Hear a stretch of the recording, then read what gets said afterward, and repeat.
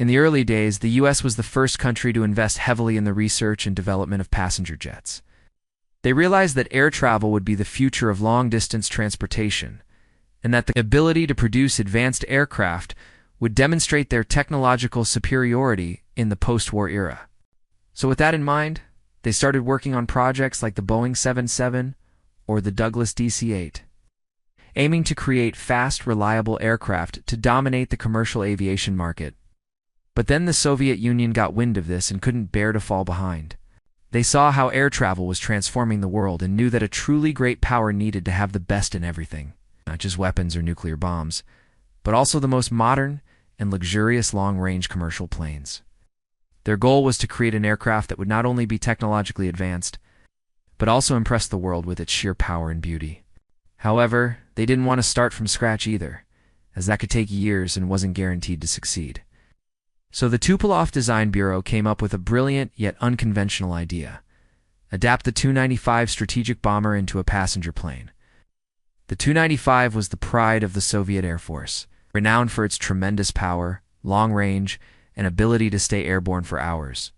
Using its tried and tested airframe, engines and flight systems would cut down development time and allow them to quickly deploy the most advanced military technology to commercial aviation.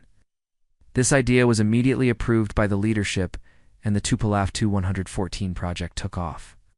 In the span of just 2 years, the Soviets transformed a formidable bomber into a luxurious passenger liner. The Tu-114 was unveiled in 1957, marking a new milestone in the Soviet aviation industry. At that time, most of the Soviet commercial planes were small, had short ranges and simple designs. Although they met domestic needs, they weren't competitive in the international market.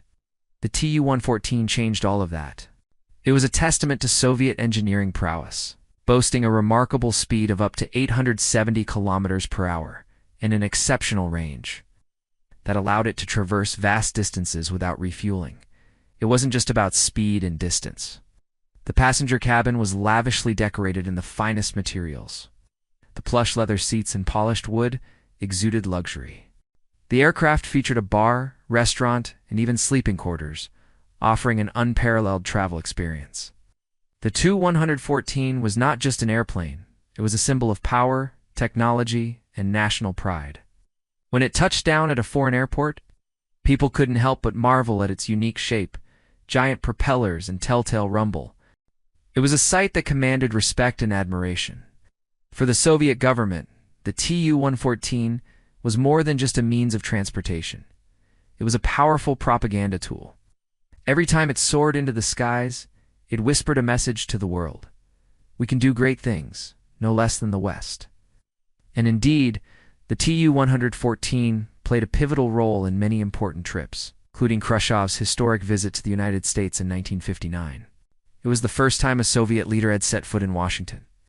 On board the Tu-114, cameras flashed and reporters scribbled furiously, capturing every detail for their newspapers.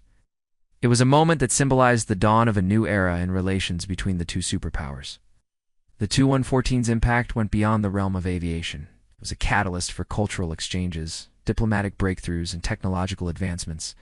Throughout the 1960s, the Tu-114 continued to blaze a trail across the skies, connecting Moscow with key destinations around the globe.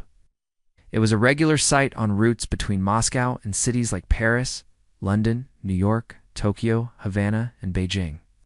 The Tu-114 was instrumental in fostering ties between nations, carrying diplomats, politicians, and ordinary citizens eager to explore the world. Today, the Tu-114 stands as a living legend in the aviation Hall of Fame. Its story continues to inspire awe and wonder in those who hear it. The name Tupolev has become synonymous with innovation, pushing the boundaries of what's possible in the world of aviation. But the legacy of the Tu-114 goes beyond its technical achievements. It embodies a spirit of adventure, a thirst for exploration, and the relentless pursuit of excellence. It reminds us that the sky is never the limit, because with human ingenuity and determination, we can reach beyond the horizon. If you want to know more about the greatest aircraft in history, please subscribe to our channel. Now let's get back to the topic. The Tu-114's power came from 4 Kuznetsov NK-12 engines, which were the most powerful turboprop engines in the world at the time. The NK-12 was not only powerful but also distinctive. It had a dual propellers rotating in opposite directions to counter torque. This design helped optimize engine performance and provide greater stability during flight. In fact, these engines enabled the Tu-114 to fly further and faster than any other passenger aircraft of its day. But the real magic of the Tu-114 lay in its passenger cabin. Forget the cramped, uncomfortable journeys of commercial planes today. The Tu-114 was a floating palace in the sky. The interior was designed with wide corridors and large windows to maximize space and provide breathtaking views.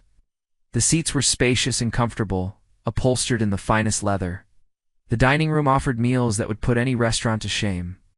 The bar was stocked with the finest Russian vodka and champagne. The Tu-114 was not just a plane, it was a symbol of luxury, comfort, and style.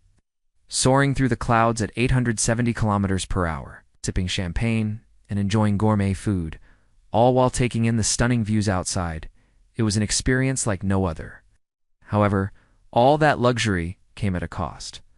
The Tu-114 guzzled fuel like a hungry beast. It needed 36 tons of kerosene to fly for just 1 hour. That might not seem like a lot compared to today's jumbo jets, but back then, it was a thirsty plane. Despite the cost, the Tu-114 was in high demand. People who traveled on it talked about it for years to come. It was the ultimate status symbol. Flying on the Tu-114 was not just a journey, it was a statement. It was a declaration to the world that you had arrived. However, the reign of the Tu-114 was short-lived. As the 1960s progressed, jet-powered aircraft became faster, more efficient, and more economical. The Tu-114, with its clunky propellers and gas-guzzling engines, was starting to look like a dinosaur. The writing was on the wall. The end was near. By the 1970s, the Tu-114 was retired. Only a handful remain today, kept in museums as a reminder of a bygone era. Looking back, it's hard to believe that such a magnificent aircraft ever existed.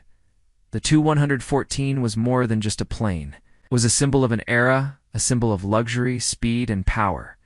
It was the king,